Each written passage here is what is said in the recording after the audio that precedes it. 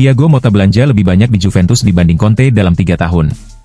Juventus menjadi klub dengan pengeluaran tertinggi pada bursa transfer musim panas 2024, mendatangkan sejumlah pemain berkualitas dengan nilai transfer yang besar. Investasi besar ini bertujuan untuk memperkuat tim agar kembali bersaing di papan atas, tetapi di sisi lain juga meningkatkan tekanan pada Thiago Motta. Total pengeluaran Motta hampir setara dengan belanja Massimiliano Allegri selama 4 tahun pertamanya di klub. Juventus kini menghadapi tantangan besar dalam menjaga keseimbangan keuangan. Pada musim panas 2024, Juventus menghabiskan lebih dari 250 juta euro atau sekitar 4,3 triliun rupiah. Town Koopmeiners dan Douglas Luiz menjadi rekrutan utama mereka. Koopmeiners direkrut dari Atalanta dengan biaya 60 juta euro atau sekitar 1 triliun rupiah, sementara Douglas Luiz diboyong dari Aston Villa dengan nilai transfer 50 juta euro atau sekitar 860 miliar rupiah. Selain itu, Juventus juga merekrut Hebrand Thuram dengan harga 20 juta euro atau sekitar 344 miliar rupiah, serta mendatangkan beberapa pemain lain dengan status pinjaman yang disertai opsi pembelian. Sebagai perbandingan, dalam 3 tahun kepemimpinannya di Juventus, Antonio Conte hanya menghabiskan sekitar 110 juta euro sekitar 1,89 triliun rupiah, jumlah yang masih lebih kecil dibanding pengeluaran Motta dalam satu musim. Sementara itu, Allegri dalam 4 tahun pertamanya membelanjakan 262 juta euro atau sekitar 4,5 triliun rupiah, dengan setengah dari jumlah tersebut digunakan untuk mendatangkan Cristiano Ronaldo. Dengan total pengeluaran sekitar 143,5 juta euro atau sekitar 2,46 triliun rupiah, Motta hanya terpaut 5 juta euro atau sekitar 86 miliar rupiah dari rekor belanja Allegri. Besarnya investasi ini meningkatkan ekspektasi terhadap Juventus di musim mendatang.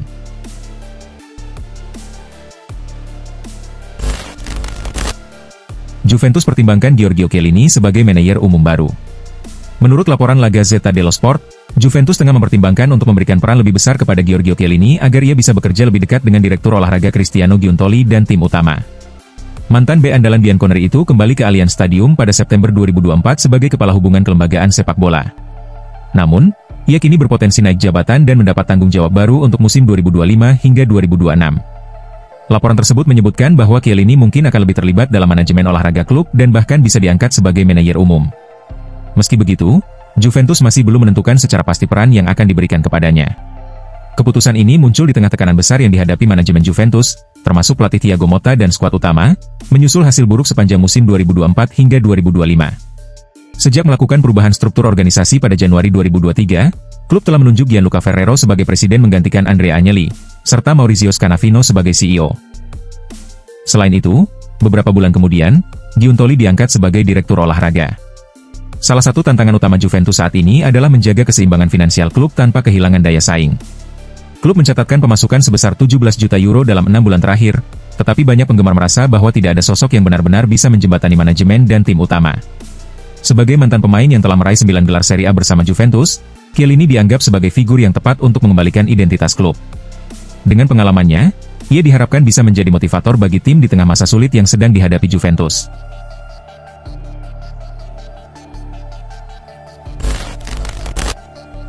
Andrea Agnelli mencari investor AS untuk kembali ke Juventus. Andrea Agnelli dikabarkan tengah mencari investor dari Amerika Serikat sebagai langkah untuk kembali ke Juventus setelah masa hukumannya di dunia sepak bola berakhir.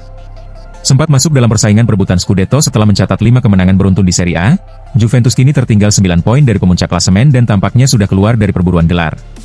Hasil ini semakin menyoroti keterpurukan Thiago Motta, yang sebelumnya juga gagal membawa Juventus melangkah jauh di Liga Champions, Coppa Italia, dan Piala Super Italia. Dengan tersingkirnya Juventus dari semua kompetisi tersebut, target utama mereka kini adalah mengamankan tiket ke Liga Champions musim depan.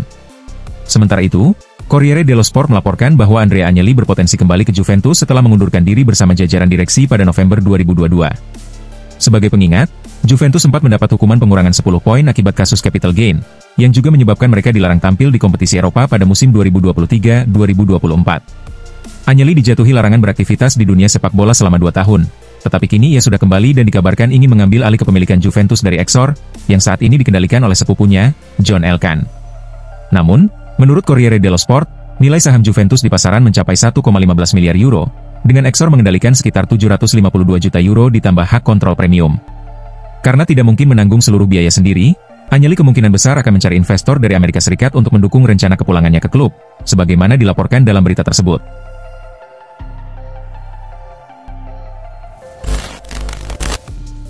Fabio Capello tanggapi keterpurukan Juventus.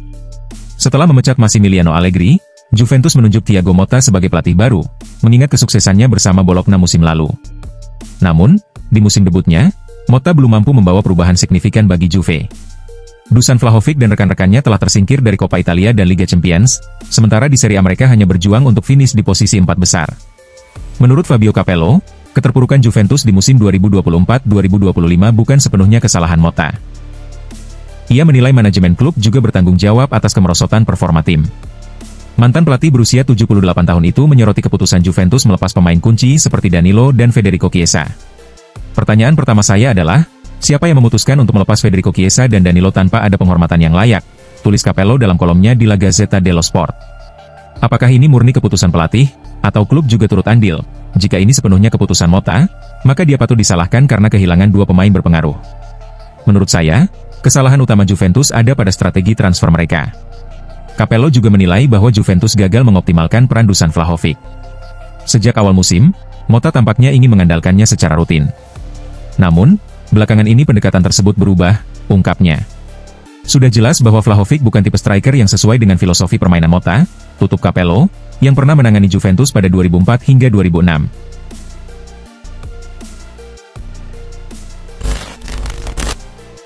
Leonardo Bonucci beri nasihat untuk Kenan Yildiz, kurangi keegoisan.